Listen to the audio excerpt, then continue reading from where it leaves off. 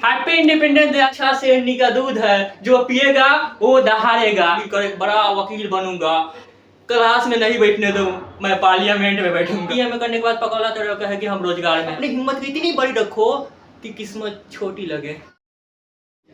Happy independence day. आजादी के इस शुभ अवसर पर हम एक ऐसे योद्धा के बारे में बात करेंगे जिसके बिना हमें अंग्रेजों से स्वतंत्रता मिल भी जाती तो अधूरी होती, क्योंकि सबसे जो गहन दास्ता है वो सामाजिक दास्ता होती है, जिसके उन्मूलन के बिना और कोई समाज स्वतंत्र भी हो जाता है तो कुछ लोगों के विशेष अधिकार के अंतर्गत आएगा, जो कि अधूरी होगी। जी हाँ, मैं बात कर रहा हूँ 20वीं सदी के महानायक डॉक्टर भीमराव अंबेडकर के बारे में, जिन्होंने कहा था शिक्षा शेरनी का दूध है, जो पिएगा वो दहाड़ेगा। डॉक्टर भीमराव अंबेडकर के जन्म 14 अप्रैल 1891 को मध्य प्रदेश के इंदौर शहर में हुई थी। उनका माता का नाम भीमाबाई तथा पिता का नाम रामजी मोलाजी सतपाल था। दलित परिवार में जन्म लेने के कारण उन्हें बचपन से सामाजिक बहिष्कार भेदभाव का सामना करना पड़ा, जिसके कारण उसे सीने में आग पैदा हुआ कि हमें समाज के लिए कुछ करना है, हमें समाज को बदलना है, ये छुआछूत के भेदभाव की भावना को समाप्त करना है, ये सारे भावनाओं को समाप्त करना है। इसके लिए उन्होंने स्कूल ज्वाइन किया, लेकिन स्कूल में भी उसे अन्य छात्रों द्वारा, अध्यापक द्वारा भेदभाव का सामना करना पड़ा। उन्हें क्लास से बाहर बैठाया जाता था, क्लास के अंदर दाखिल नहीं किया जाता था, क्लास के अंदर बैठने नहीं दिया जाता था।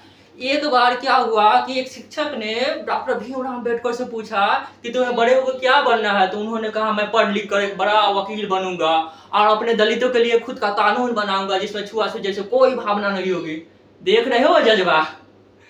क्लास के बाहर बैठने दिए, क्लास के अंदर एंट्री नहीं किया जा रहा है, क्लास को बाहर बैठाया जा रहा है, लेकिन जज्बा देख रहे हो, बड़े होकर वकील बनेंगे। ये तो वही बात हुई कि मुझे क्लास में नहीं बैठने दूं, मैं पार्लियामेंट में बैठूंगा। सारे सामाजिक चुनौतियों के बावजूद उन्होंने मुंबई यूनिवर्सिटी से बीए किया तथा कोलंबिया यूनिवर्सिटी से एमए, पीएचडी, एलएलबी की। न जाने कितनी डिग्रियां इनके नाम है। इनका मानना था एक विकसित समाज के लिए श्रम व्यवस्था जरूरी है, लेकिन श्रमिक का विभाजन नहीं। श्रम का विभाजन ठीक है, लेकिन श्रमिक का विभाजन नहीं।